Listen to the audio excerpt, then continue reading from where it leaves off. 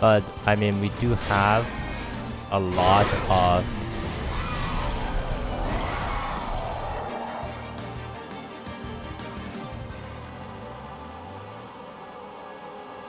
oh shit. Oops. Hey guys, welcome back to Monster Train. And so I'm here. Today I'm gonna do a Mountain Remnant with Rector Flicker guide run. So showing guys how exactly to play Rector Flicker. I'm looking at my achievement or my page here. I need Mountain Remnant Hellhorn or Mountain Remnant Umbra. I guess we will go Mountain Remnant Hellhorn. Doesn't really matter which one you go. Like to me, it doesn't really matter. But maybe like I'll show this combination to you guys, and then for Mountain Remnant Umbra, we can do it some other time. So for this, from the last video, I have played a couple of random runs, and we have, as you can see here, 10 win streaks. I built my win streak back, but who knows when I'll lose it again. Anyways, so I will just do this combination. There are a couple things that you have to keep in mind when you're playing with this Mountain Remnant Umbra. You can either go a Mountain Remnant run, or you can go a some sort of not Umbra, Hellhorn. You can either go a Mountain Remnant like focus run and use Hellhorn cards as spells or like supportive cards, or you can go a Hellhorn focused, some sort of Hellhorn focused units, and then you use your Mountain Remnant to reform them back, and then you can play them again. That's another strategy. But for this one, okay, so we'll see what cards we get, and then we can form our strategy from the cards that we get. So for this one, we didn't start with the exiled Hellhorn. So taking Queen's Tail is actually not great. Let's go Rationing Scales then. Well, Advanced Prototype does help me get through the early game. These two are just not really good, not that good. Trader's Coil. If you're playing with Wormkin, and you're going a consume deck, Trader's Coil is great.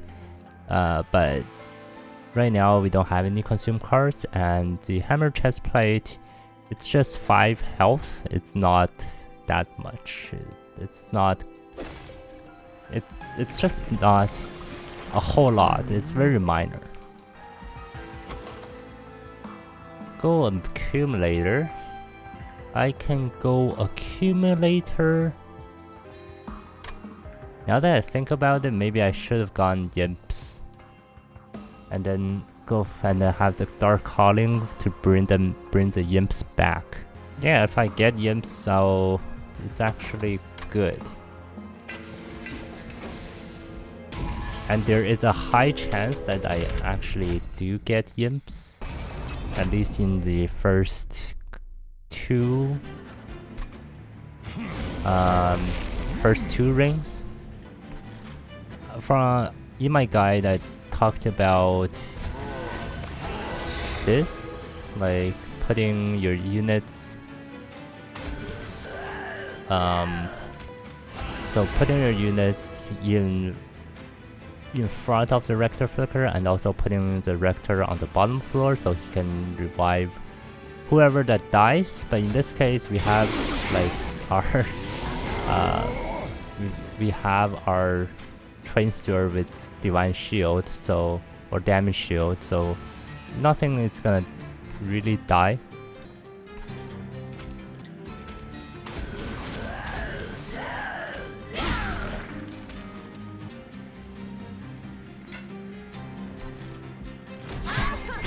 we're gonna steer playing that other imp. Oh, we do have a couple of molded in the deck.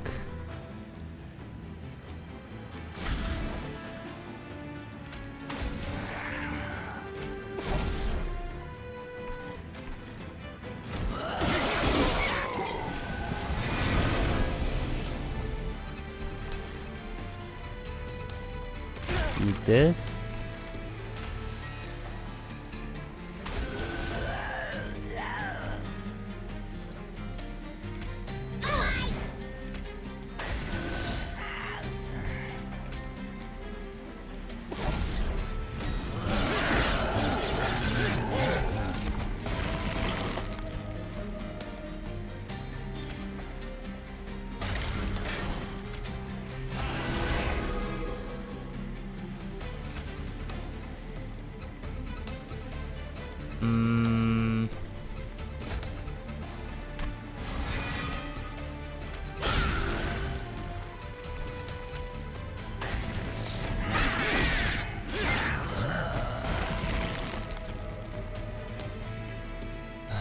Okay.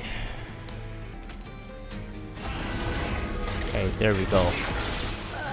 I was calculating if I would have enough damage if I played the train steer deck down. Okay, so even though we do have the Dark Calling Rector Flicker, it's not good to just go have your whole strategy focused on going that way. So in this, if I want to take full advantage of the Dark Calling, maybe I want to pick up the Entomb Explosive. But I do know that Draft is also really good. The thing is, we don't... Okay, we're gonna go to a Hellhorn banner here. There are some things for that especially Apex Imp, it's really good. Okay, well, I'm gonna pick up the Draft and hopefully... Okay, we get the Fledgling Imp. Maybe we take the Welder Helper instead. This Welder Helper does give 20 armor, which is very nice. Fledgling Imp. Let's go for the Fledgling Imp. Well, I mean, you know, when you're offered Perfect Enforcer, you take it. I mean, it's a really good card.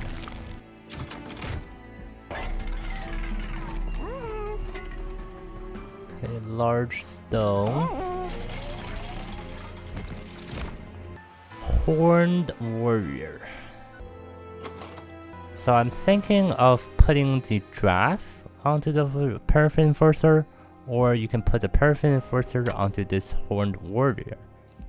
The Horned Warrior's essence has fragile, so you don't really want the essence for the Horned Warrior. So for the Perfect Enforcer path, like I actually need Burnout extension. So it's a little bit tricky to go for Burnout extension when you're going, like, when you have so many reform cards and reform,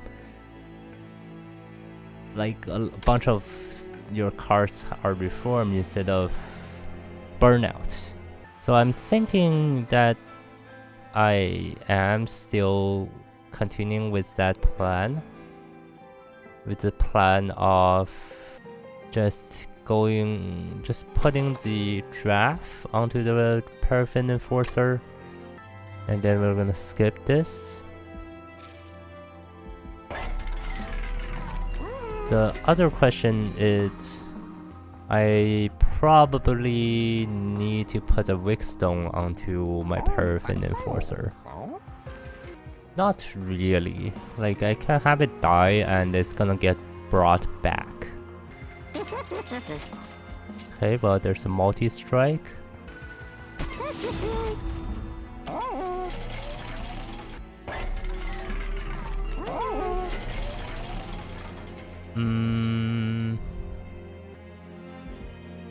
Let's not take this divine booms here, just so I can actually fight these guys off.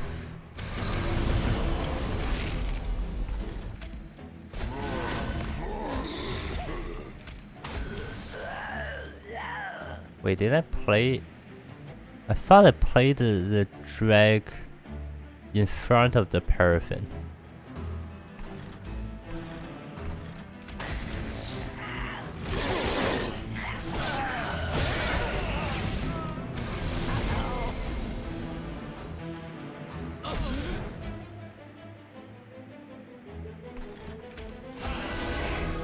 I take a bunch of damage.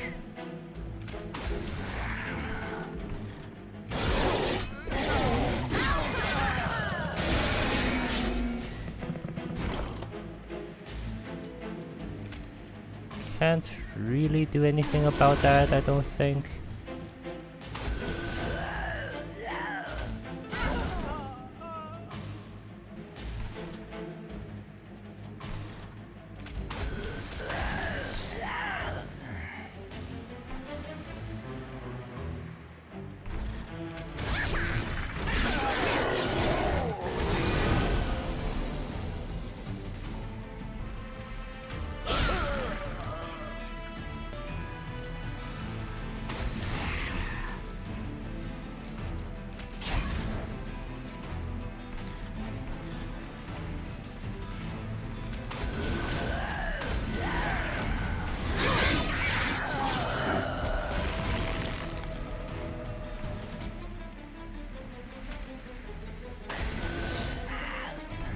Well, that's good enough.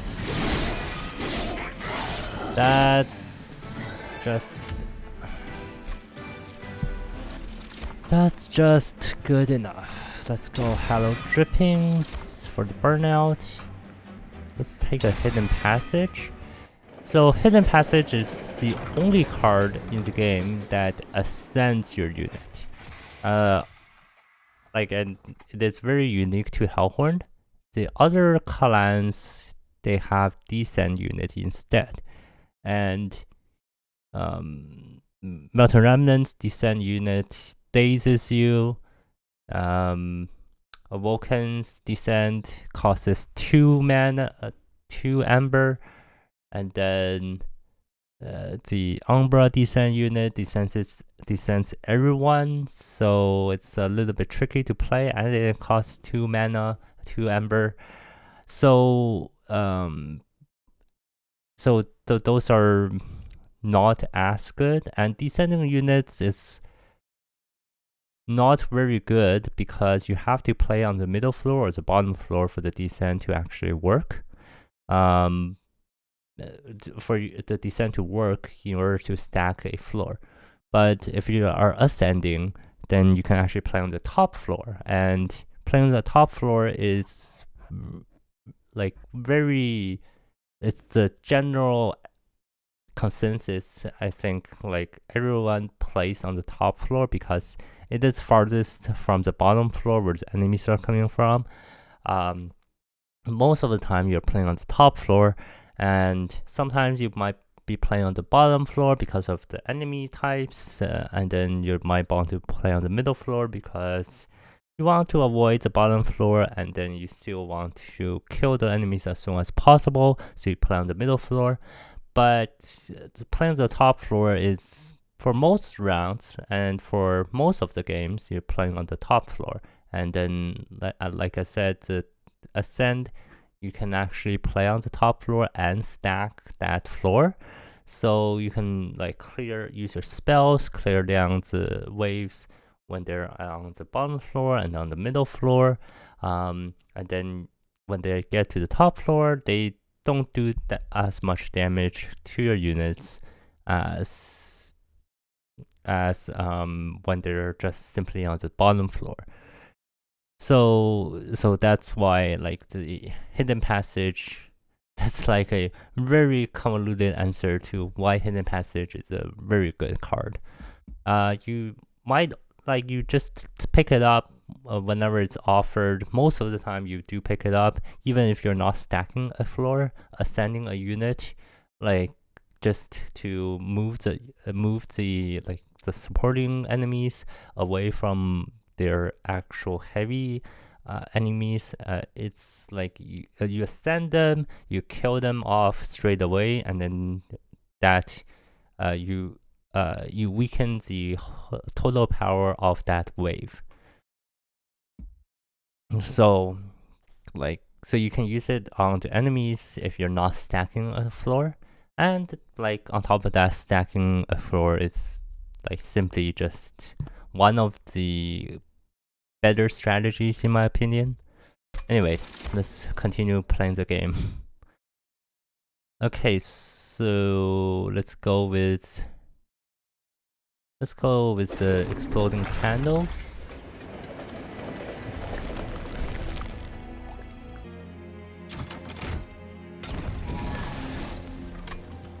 I think I'm going. I hope I'm not making a mistake by going this way, but I will do this onto the paraffin, and then I will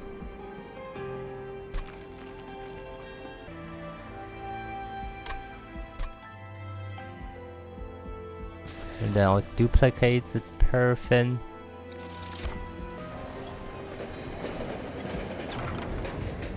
Spear magic or helping hand. Spear magic or helping hand. Any of these cards I want to cost 0 and you get multiple copies of it later on. I'm thinking molded. Like I want to do it on the Hollow Drippings, but it is the only burnout card I have, so it's not really what I'm looking for. I can do it here on the Fledgling Imp, but if okay, so here's the thing. If I get a Transcend Imp, do I put the Fledgling Imp on the Transcend Imp, or do I give up that strategy? I think I just simply give up that strategy because I do have my Paraffin Enforcers, and they're just simply great on their own. So let's go with Crushing Demise. Maybe it'll come back. Maybe I can actually have it to come back. Hopefully I do. Hopefully I can beat the 4th ring. The 4th ring is the key when you have those kind of events. The Winged Aid event, the event that we just there's the Dante event. You need to deal with all the Dante's blight cards. You need to beat ring 4 before you actually get Dante. Sometimes you don't actually beat ring 4 because those enemies are just so much more, they have so much more health and they do more damage than just the ring 3 enemies. So you need to like actually have a good enough deck to beat ring 4 before you get your Dante, and then you can infuse your Dante with like all these powerful stuff, and then you upgrade your Dante. So that is, I guess, the reason why that's the reason why like I still have like a main deck sort of, and then before I pivot into like the Dantes, the Winged Aid, there's the what other events? Oh, the Rail Spike, Rail Driver event. Though those can be like winning strategies on their own, but like you still need a main deck to get you through the early game, and then once you start ramping up your damage and everything starts to fall into place, you can just pivot. Anyways, so for here, 14, 24, and another 10. Okay, I think I can actually play up here.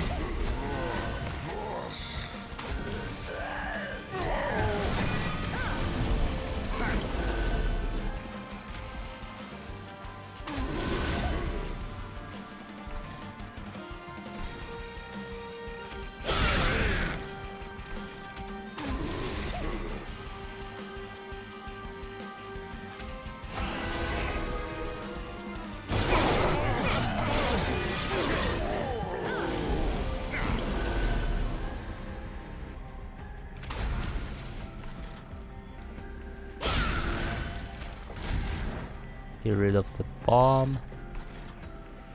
Okay, so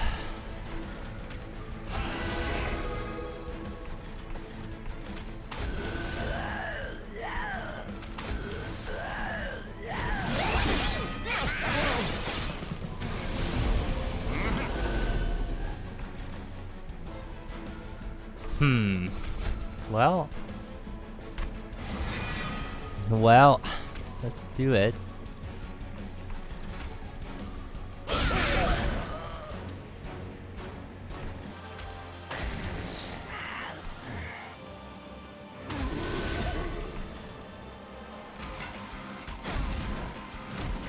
So when you're playing with Rector Flipper and you're going this strategy with the Perf Enforcer, I always like to just play it as like I'm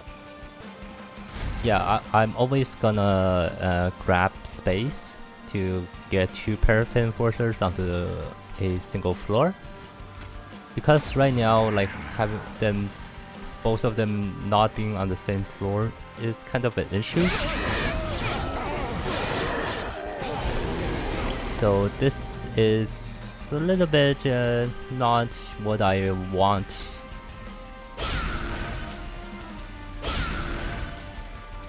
But it's still fine to deal with Daedalus here. So you want to actually get there once, get your combos going.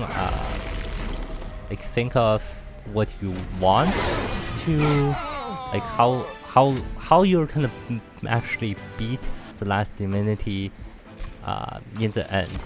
Like the aim is to beat the Last Divinity, and how you're gonna do that is like just like you have to think about how you're gonna scale, how you're gonna sustain. Right now we're just going for scaling first, since Bounty Remnant has a lot of scaling tools. And sustain wise, getting the stealth card is great, getting days on the Last Divinity is great. We don't have any healing, but we do have reform. So when like worst comes to worst, we have reform and we can get our reckless, wickless, or perfect wickless, our perfect enforcers back without actually losing them. But we do lose the rage that they gained. But so I'm gonna try to build my deck around so that we actually retain them instead of actually losing them. So I'm gonna try to get some health onto my Paraffin Enforcers and try to like hopefully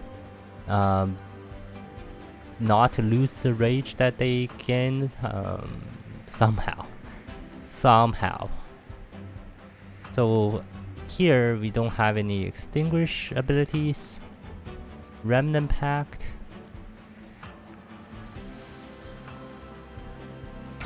Yeah, I guess. Okay, so another Paraffin Enforcer, but well, don't really need it.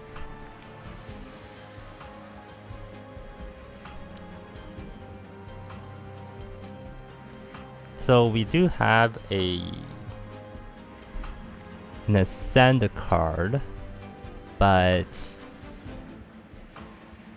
depends on if I get more, if I get reliable burnout extension cards.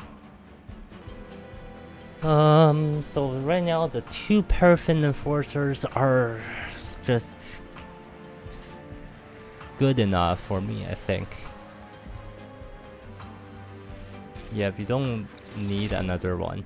And we're gonna go with the Light of Seraph for the extra space, and then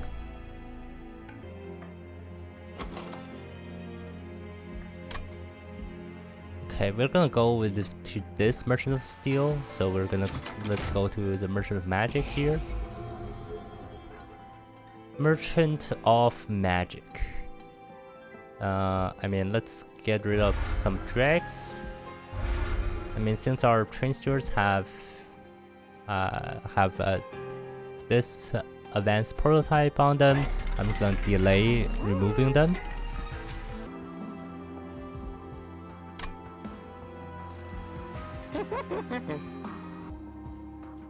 Let's make this cost 0. Let's consume one of the torches. Stack stone. What I want is to remove, consume.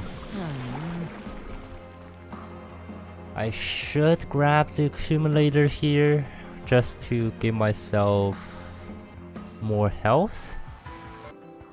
Yeah, since a lot of things are dying.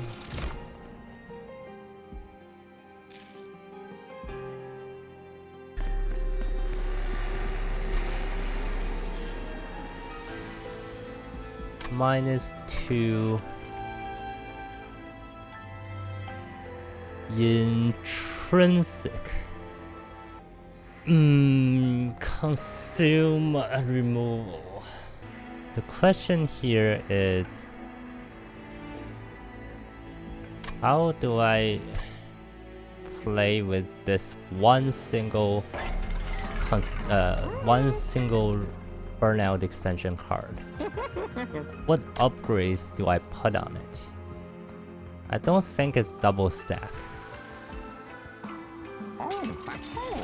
Okay, there's consume removal. And holdover? If I put holdover on it, I mean, I do have the Rector Reform, so I can just continuously get my Paraffin Enforcers back.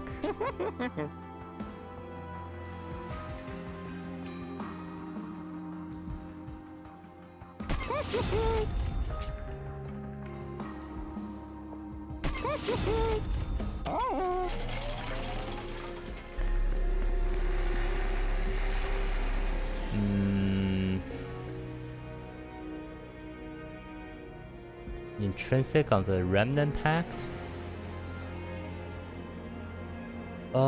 And I can intrinsic. I mean, endless my.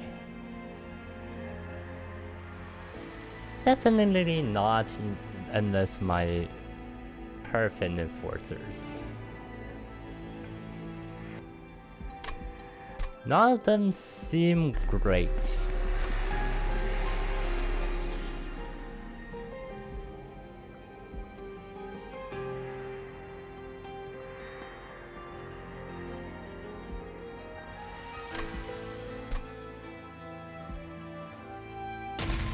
Let's just continue. I don't think none of them seem that good. They're good to have, but they're not essential. So I don't want to get extra pack shards simply to have like a little bit of benefit. Because for this game, I don't think we're gonna go for a very high shard count, so I will just limit myself from getting too many shards. We're gonna go for the trials though, because, well, At least for this one, the spell shield is whatever. We have a reform deck. Not really needed. Huh. Maybe that was not correct.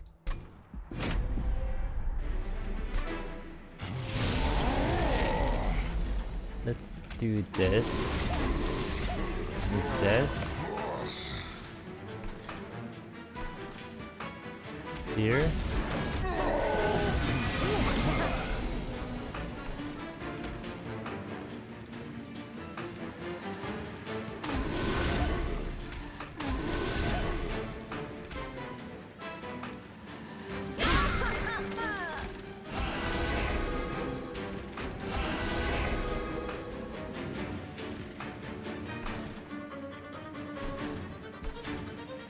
Okay.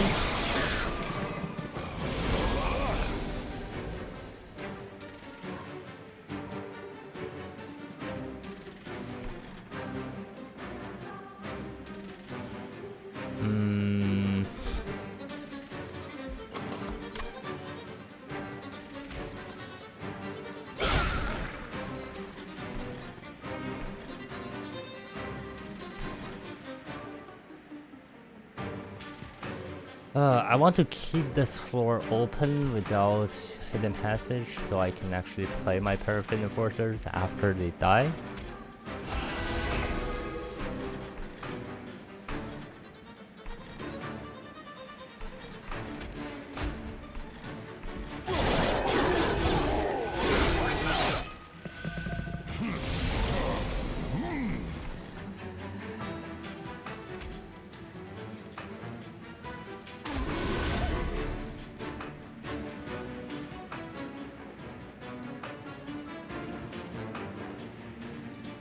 Yeah, as you can see here, I really need a holdover of the Hollow Drippings.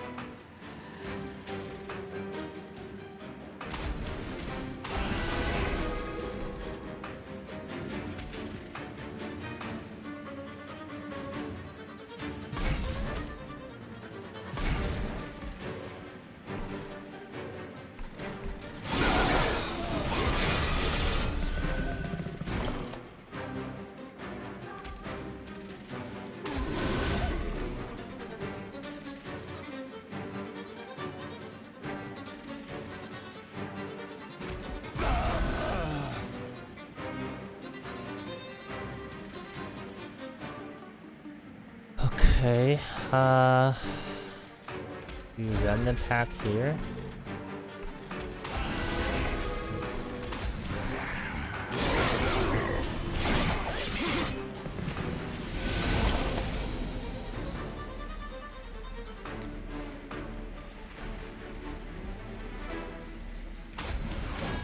We don't have a way of sustaining, so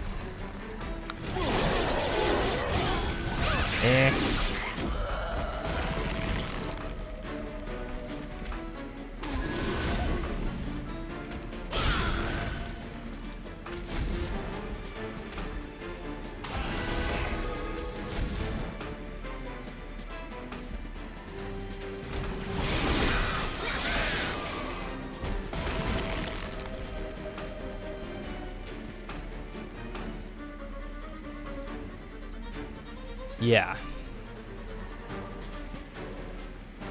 This is a problem.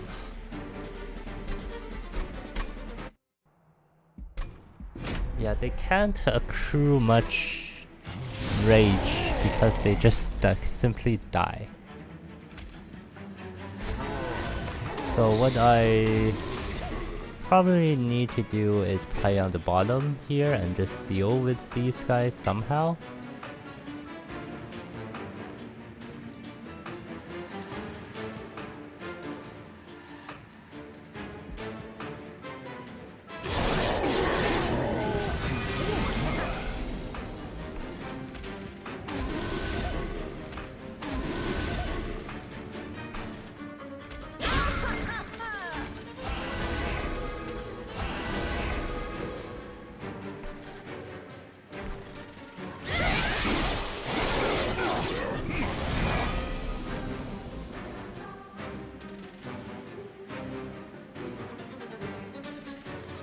Okay. Let's just deal with them.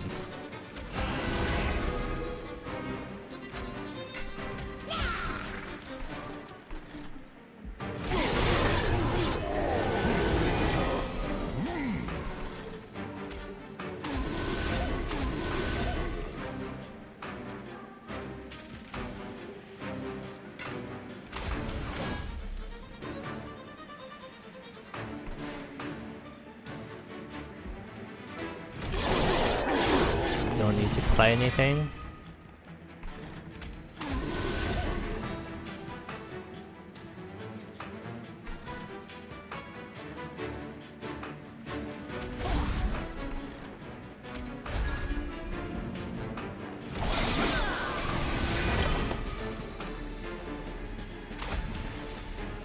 Okay, well,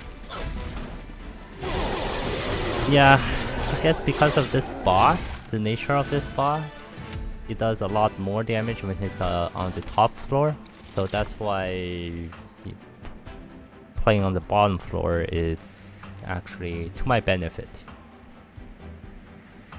Okay, subsuming blade, let's take. And we'll take the tiresome climb for the dazed.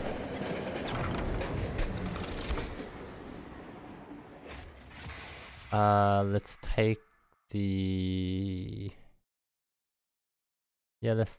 grindstone for the attack. Since my attack is kind of lacking without the rage backing it up. So we want to get rid of the dregs so that they actually don't get into my pile, my reform pile. Let's take a heartstone.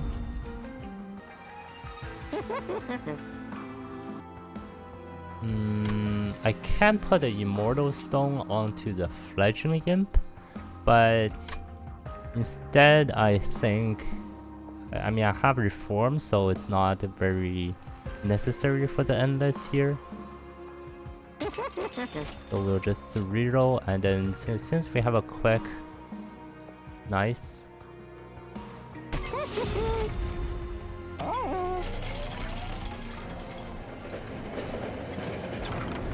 Build a card. Spike is... my units are gonna die, so Spike is not very useful. Frostbite or Sap? Frostbite kills. Sap also indirectly kills. Let's go for Sap. Ascend. Ascend. Not really. So now that it's ring 4 already. It's ring 4, right? I just remembered that I gave the winged aid and then I didn't get a card from the winged aid. I didn't get my card back. Okay, right. What card did I... what card did I lose? I don't remember.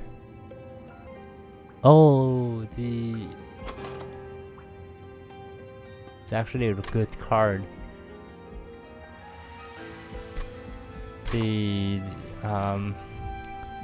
What's the card name?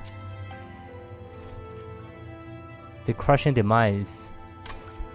I gave him the Crushing Demise and I didn't get it back. Well,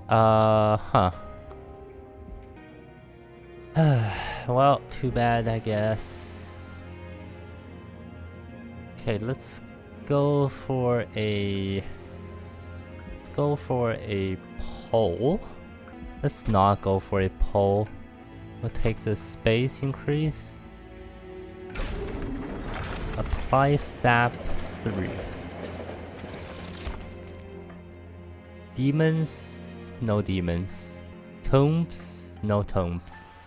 Mark of a champion, I guess. That's the only card that's left. Get rid of the drag here.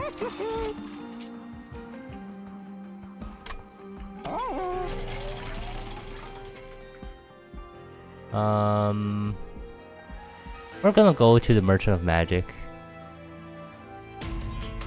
Even though there's a cavern on the other side, it's we need the Merchant of Magic for holdover.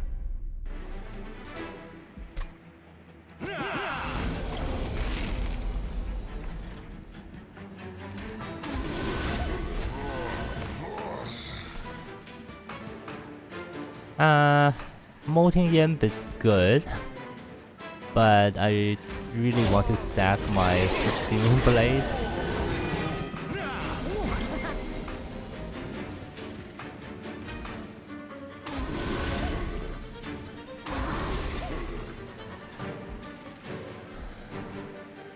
Okay. Let's up something here. Kill.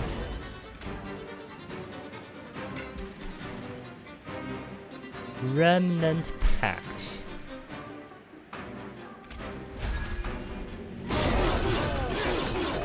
Even though my Rector is probably not gonna die.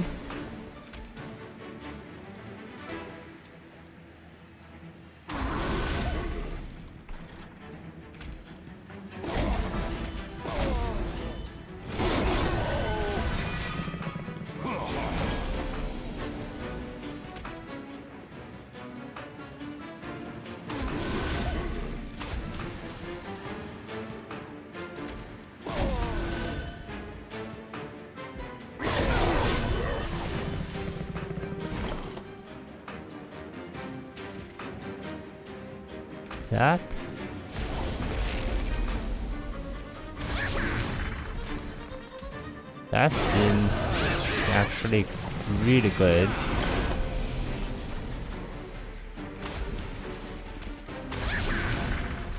This thing blocks so much damage.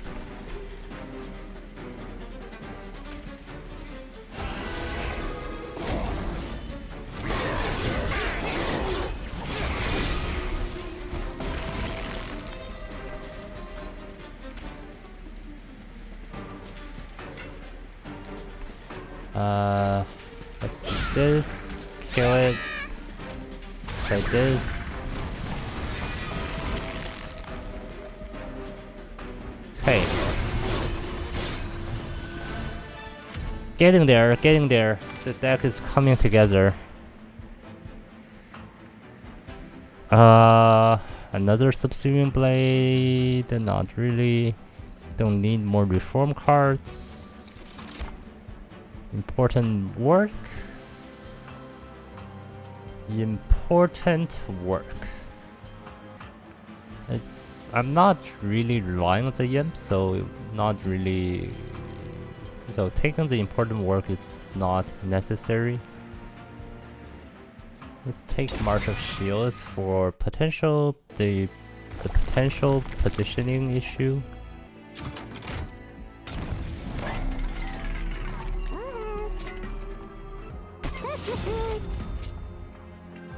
Okay, so I'm gonna try to get intrinsic on the old magic. Spell chain.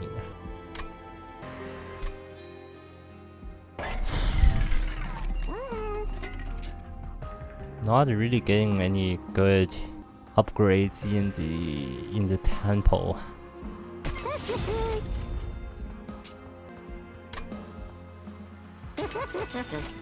Okay, there's holdover.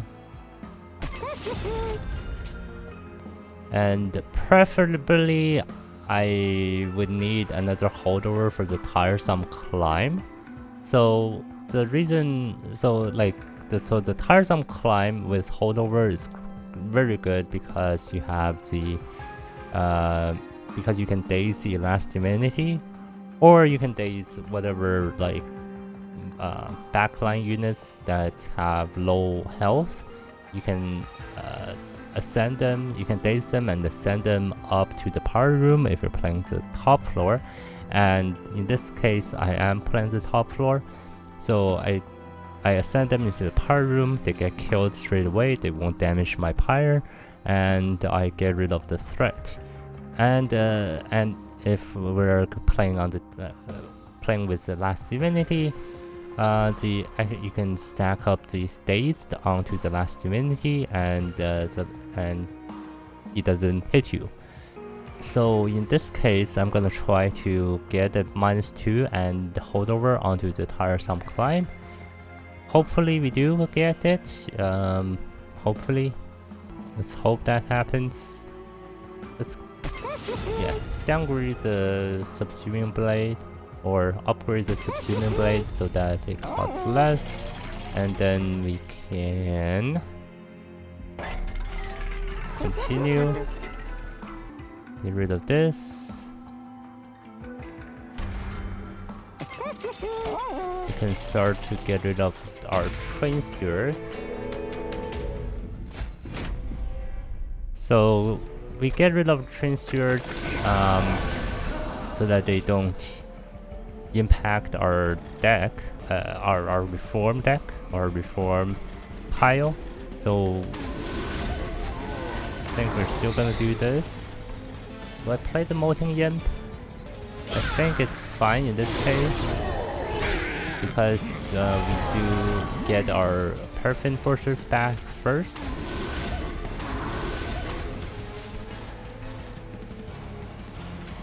Okay, stack that up.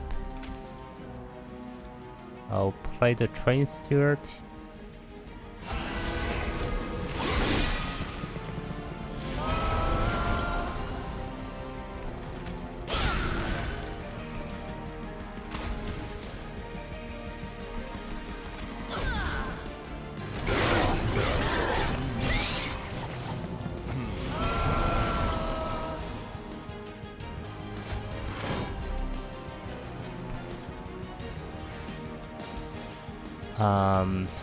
It's molded.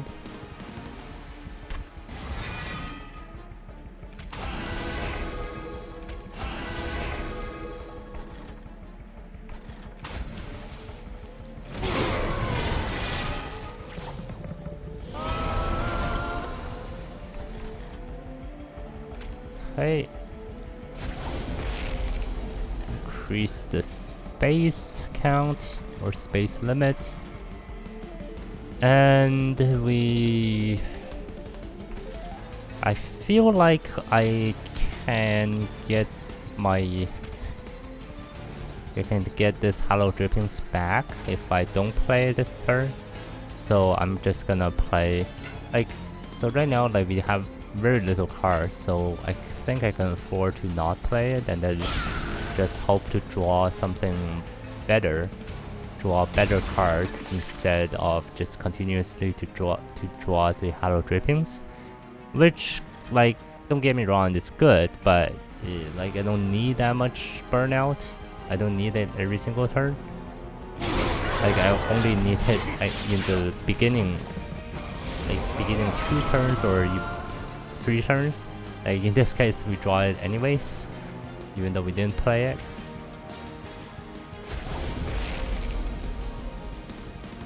Play the Remnant Pact, Torch.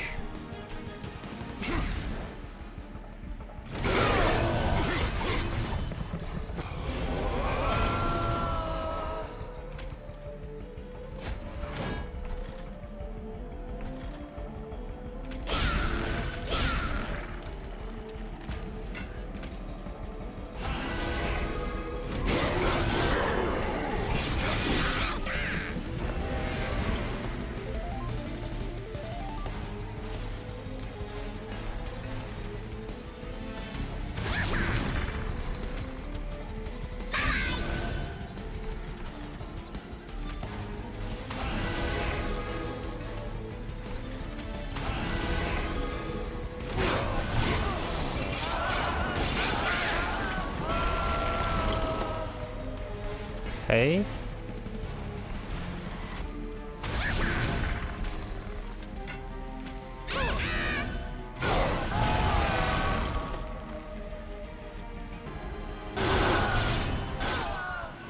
Yeah, we just need I think I would like to say 3 or 4 turns and then we could have killed it. So right now we just need some sort of way of sustain. Some sort of sustain. Dark deal. No.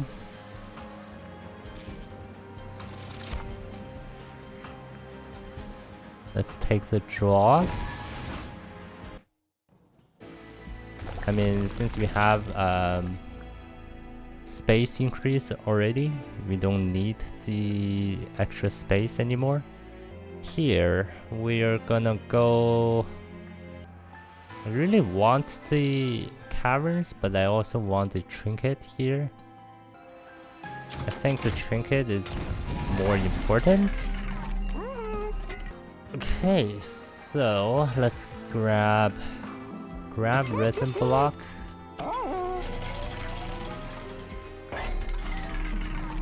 Unbroken horn requires too much gold. Oh, accumulator. Let's grab the gold. We actually do want to go for the Last Divinity.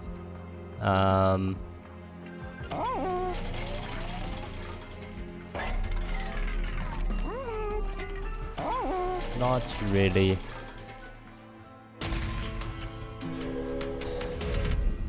If only I had this money before the fight. Spikes is a problem. But I mean, without spikes, with these things, these wilted wings, wilt wings, like it's still gonna be a problem for me. I'm still gonna take damage. I can't avoid not taking damage. I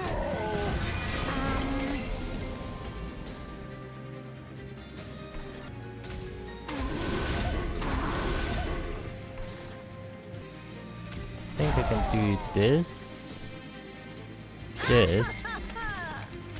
play this down here.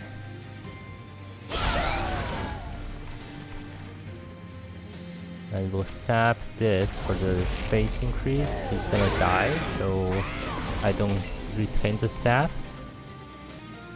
Let's do this.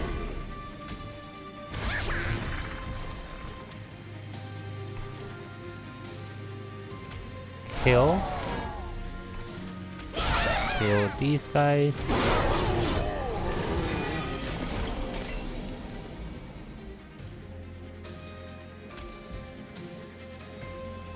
Here.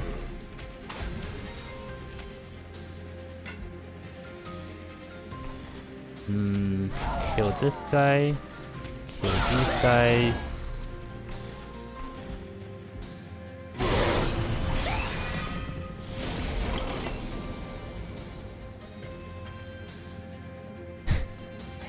$15 damage per turn is just a problem.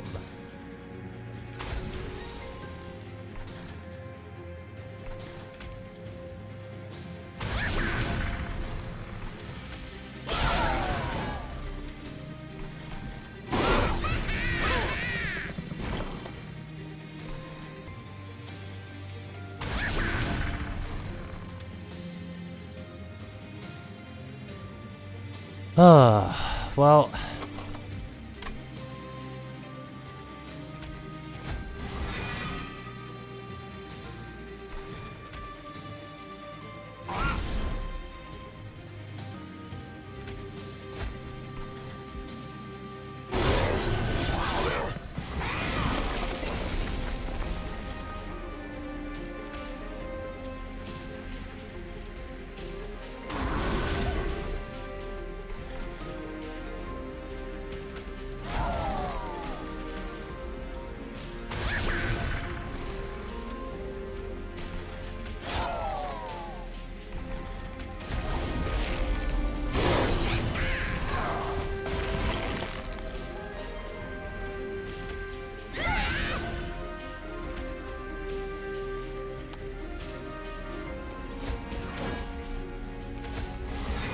think I may have some trouble here.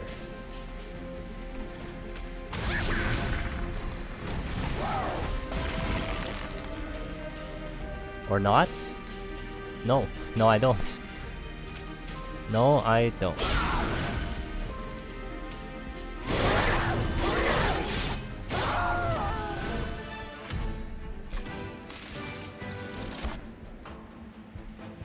Okay. Let's take your crushing demise. And oh my god. I don't know. No sustain.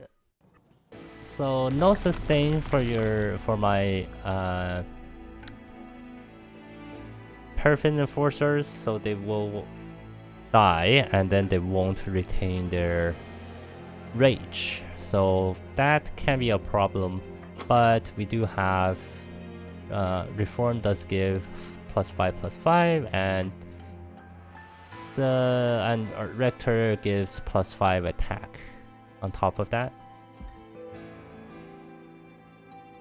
And they do have multi-strike too, so it does make up for some of the lack in damage.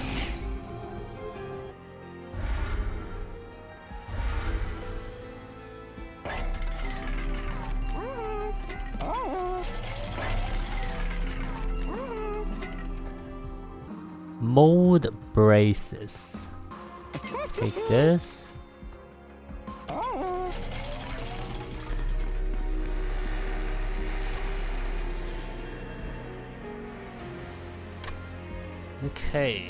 Okay.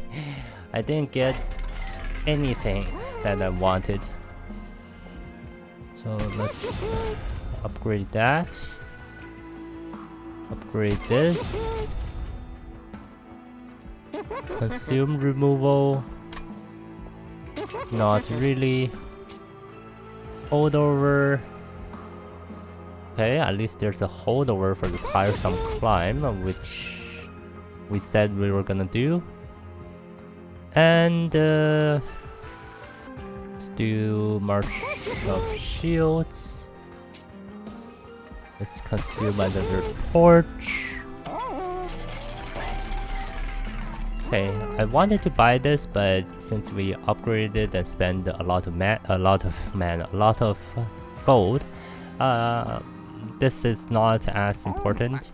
So like, we're gonna reroll and see what we get here. Hearthstone housing, we don't have a Merchant of Steel. Temper Talisman is nice, but like I guess it's pretty good because all of the enhanced units, enhanced enemies, they have 25 HP, and having this Temper Talisman will get my torch to be 25 damage, exact damage. Very nice. Phase First Blade is also good, but I guess it's good. Yeah, it's good for stacking damage, which I really do need. Yeah, let's take this instead. And we can get rid of another card. Let's get rid of the Train Steward. Okay, so 24 card deck, very thin deck. This guy, I mean, I didn't even look at the Seraph. I should have looked at the Seraph first. So yeah, should have looked at the Seraph. Forgot to. Don't be like me.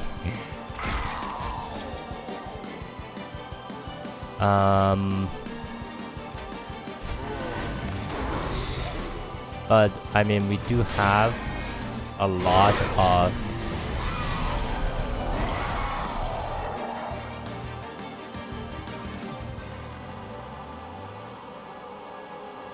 oh shit. Oops. I totally did not look at the pack shards. Oops.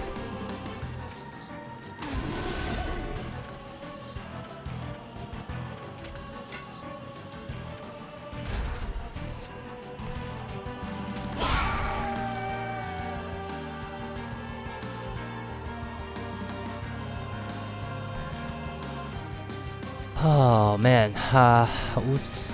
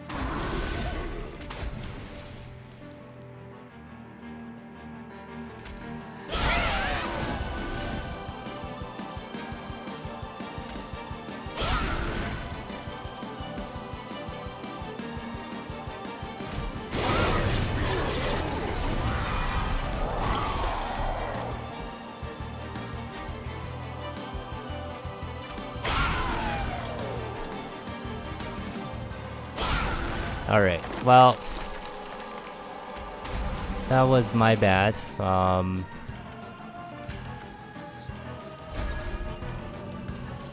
I just consumed. I just consumed my holdover.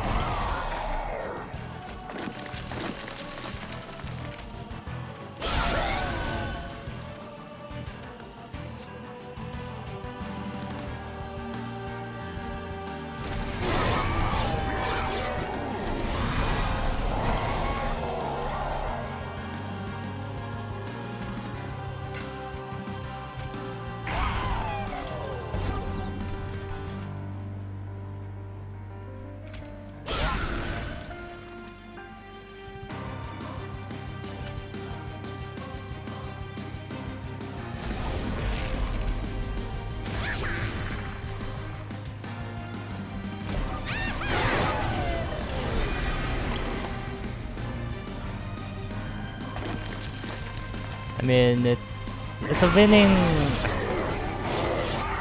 So sad.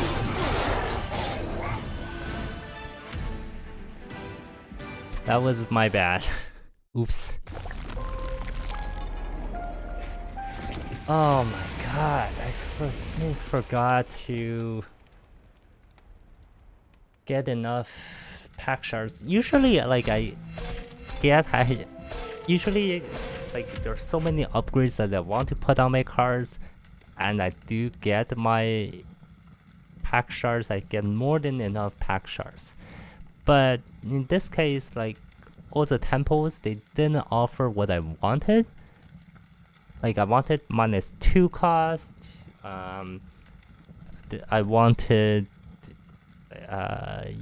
intrinsic. Did I want intrinsic? I had intrinsic, but like spell chain, I don't know what to put it on. Maybe I should have just put it on something to just for the pack shards, and obviously I should have just get the pack shards, get enough, even if it's barely enough. It was good, and I just didn't. I totally forgot to get enough pack shards. Yeah, like what can I say? That was not planned, not planned at all. Yeah, so still okay run. Like, it's not OP or anything like that. Dark Calling Rector Flicker helps to bring the Perfect Enforcers back, even though I didn't get a good burnout card. Having a Internal Stone Halo Drippings with Holdover is good. Like, this combo here is pretty nice to have.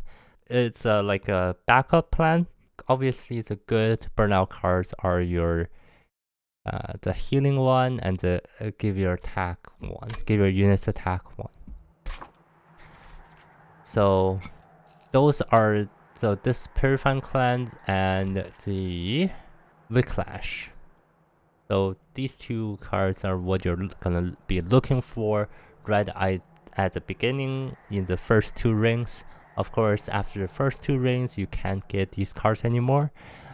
So if you don't get these two cards, you might want so these two and the Halo Drippings they are what you want to get at least one copy of.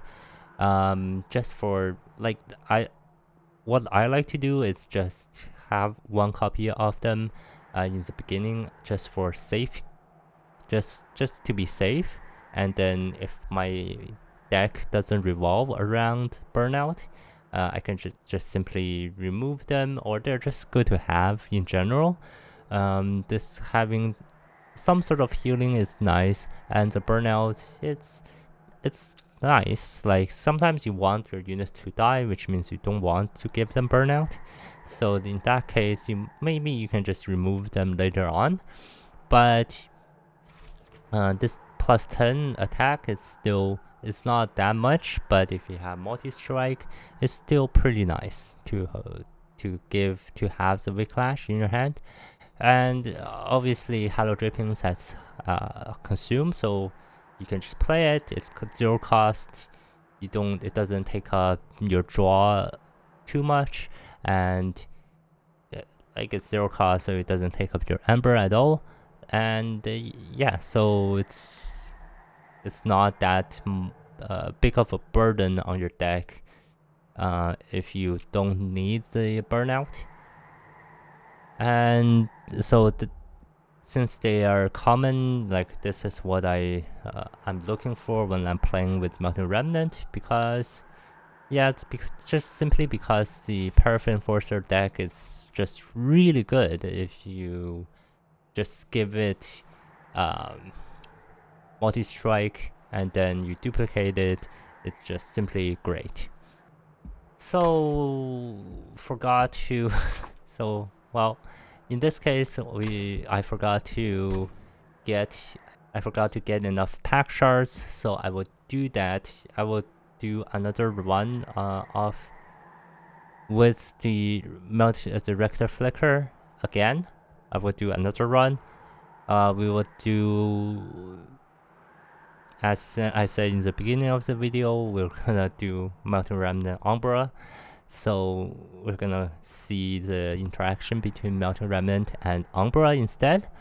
So we're gonna do that next video. And very nice deck though, but didn't get the Divine Victory.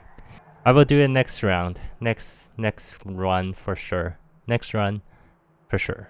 I totally believe 100% that we would have been able to beat the Last Divinity even without having too much sustain for my Perfect Enforcers. So with that all being said, thank you guys so much for watching. Hopefully you guys enjoyed this video and learned something. And with that, hopefully you guys have a nice day, and stay tuned for my next video. Peace.